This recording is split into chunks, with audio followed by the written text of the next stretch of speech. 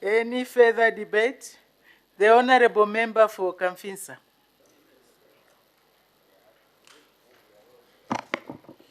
Madam Speaker, allow me to first of all thank the committee, your committee, Madam Speaker, for preparing this report.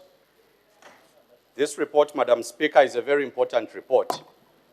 And Madam Speaker, I want to put it on record that I was going to fail the people of Kamfinsa if I did not make any comment on this very important subject, which borders, first of all, on our domestic law, Madam Speaker, which also borders on international law, and how best these two, Madam Speaker, should be able to speak to each other. Madam Speaker, the report is a very thorough report, and I want to take note of the following. The chair in his report, and I'm happy that I had time to actually read the report. Madam Speaker, in 1998, there was a protocol that was adopted, and I do recall that 1998 is almost 25 years ago.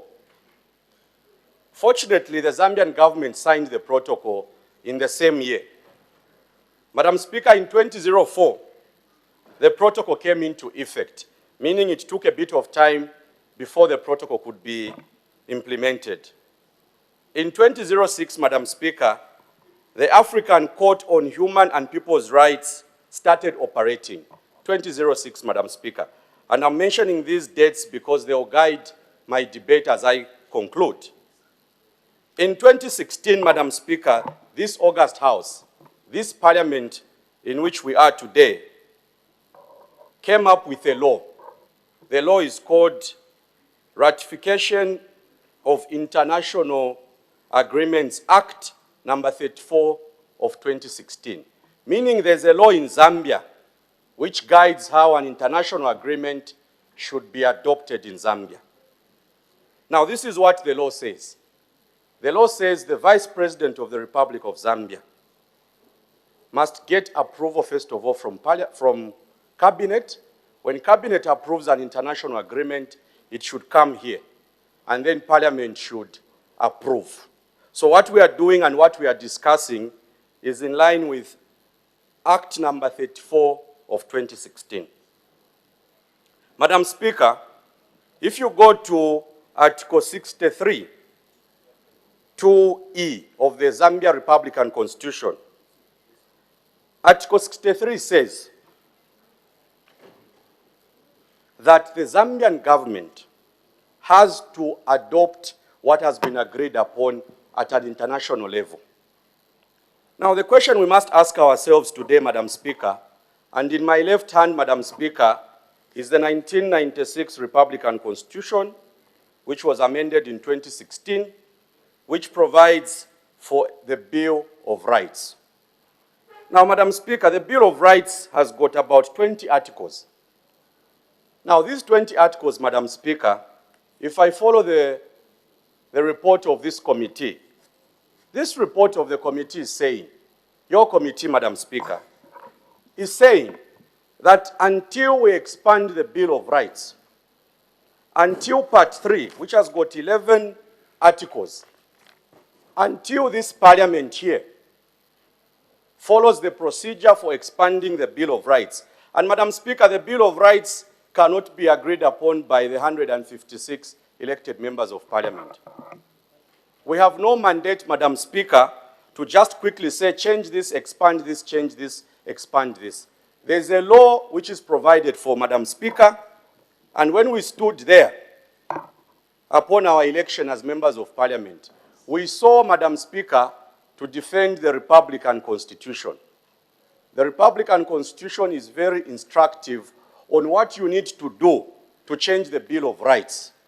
So here where we are seated, Madam Speaker, we are all advocates for human rights. I think all of us here, by coming here, getting elected, Madam Speaker, we are all advocates of human rights. Actually, if we had a way, Madam Speaker, all the rights that Zambians want to have, we could easily agree today that government brings a bill, we quickly agree. But there's a procedure that is provided for us to tamper with the Bill of Rights. What am I saying, Madam Speaker? as much as I agree with the intention of government, with the intention of the African Union, with the intention of all advocates of good governance, because good governance cannot be achieved without respecting human rights.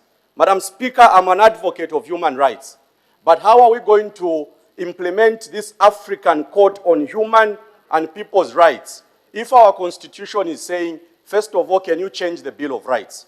That is what the law says.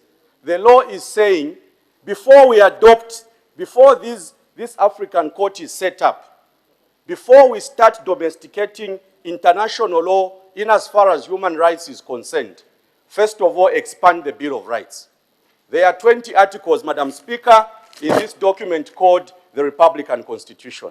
In this constitution, Madam Speaker, someone is going to sue government and say, you've not provided for me ABCD, you've not provided for me ABCD. We come to the Bill of Rights, we find that that right that person is asking for is not here. What do we do? So what we should do, Madam Speaker, in agreeing with the recommendations of the committee, is that government should tell us when are they going to initiate the process of expanding the Bill of Rights. We expand the Bill of Rights, Madam Speaker. I'll be the first one, as Christopher Kang'ombe, Member of Parliament for Kamfinsa constituency, to support the expansion of the Bill of Rights. We expand the Bill of Rights, Madam Speaker. We are going to now conform with what is provided for in the law. In short, Madam Speaker, I agree that we need to provide for this African Court, but we cannot implement its activities for as long as the Bill of Rights is not expanded. The international law, domestic law should be speaking to each other. We are not going to proceed, Madam Speaker, without remembering what we sought to achieve in this Parliament. We agreed that we are going to defend the Republican Constitution. By proceeding to do what we are doing, Madam Speaker, we are abrogating the Republican Constitution. So I want to urge government quickly initiate the process of expanding the Bill of Rights. We deal with the Bill of Rights, then we can come back and adopt this legislation. The people of Kamfinsa have spoken, and I thank you.